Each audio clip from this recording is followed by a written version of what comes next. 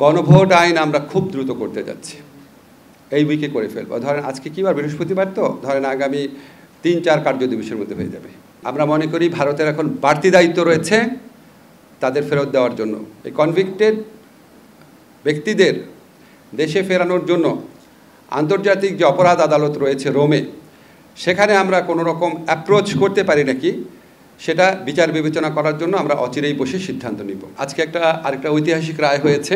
আমরা জানি যে আমরা দীর্ঘদিন সংগ্রাম করে তত্ত্বাবধায়ক সরকার পেয়েছিলাম, এটা আমাদের ভোটের নিশ্চয়তা দিয়েছিল। এবং তত্ত্বাবধায়ক সরকারের আন্ডারে আমরা বেশ কয়েকটা সুষ্ঠু অবাধ নির্বাচন দেখেছিলাম এবং সবসময় দেখতাম ক্ষমতাসীন দল পরাজিত হতো, এবং এটা আমাদের কাছে খুব স্বাভাবিক মনে হতো। বাংলাদেশের ক্ষমতাসীন দলগুলো যে ব্যর্থতা থাকে সেটার প্রেক্ষিতে। তো আমরা খুবই আনফর্চুনেটলি আমাদের একজন সাবেক প্রধান বিচারপতির নেতৃত্বে রায় দিয়ে এটাকে অবৈধ ঘোষণা করা হয়, এবং তারপরে এটা সুযোগ নিয়ে তৎকালীন আওয়ামী লীগ সরকার পঞ্চদশ সংশোধনীর মাধ্যমে এটা বাতিল করে। তো প্রথমে পঞ্চদশ সংশোধনীটা অবৈধ ঘোষিত হয়েছে, আপনারা জানেন, মাস দুয়েক আগে একটা রায়ে।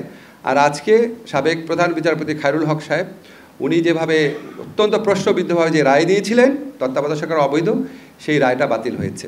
হিরন আরও মিনারেল ওয়াটার মাত্র 50 পয়সায় প্রতি litre. So right at this moment তত্ত্বাবধায়ক সরকার পুনরুজ্জীবিত হয়েছে আমরা বলতে পারি, কিন্তু এটা কার্যকর হবে আগামী সংসদ নির্বাচনের পরে। কারণ এখন সংসদ ভেঙে যাওয়ার পর তত্ত্বাবধায়ক সরকার হয়, এখন সংসদের অস্তিত্বই নাই।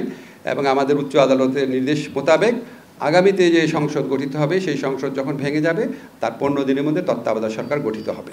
গণভোট আইন আমরা খুব দ্রুত করতে যাচ্ছি, এই উইকে করে ফেলবো। ধরেন আজকে কি বার, বৃহস্পতিবার, তো ধরেন আগামী 3-4 কার্য দিবসের মধ্যে হয়ে যাবে। আচ্ছা, আপনাদের আরেকটা বিষয় আপনারা প্রশ্ন করেনি, তবু আপনাদের জানিয়ে দেওয়া প্রয়োজন। আমরা মানবতাবিরোধী অপরাধের জন্য মৃত্যুদণ্ডপ্রাপ্ত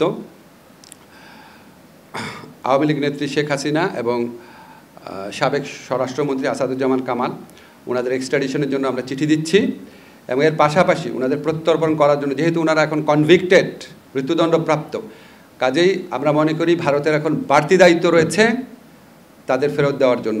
বাংলাদেশের মানুষের বিচারের আকাঙ্ক্ষা সেটা পূরণ করার জন্য এই দায়িত্ব পালনে ভারত যেন আমাদের সাথে এক্সট্রাডিশন চুক্তি অনুযায়ী তার অব্লিগেশন পালন করে, সেই জন্য সেটা স্মরণ করিয়ে দিয়ে ভারতকে আমরা চিঠি দিচ্ছি।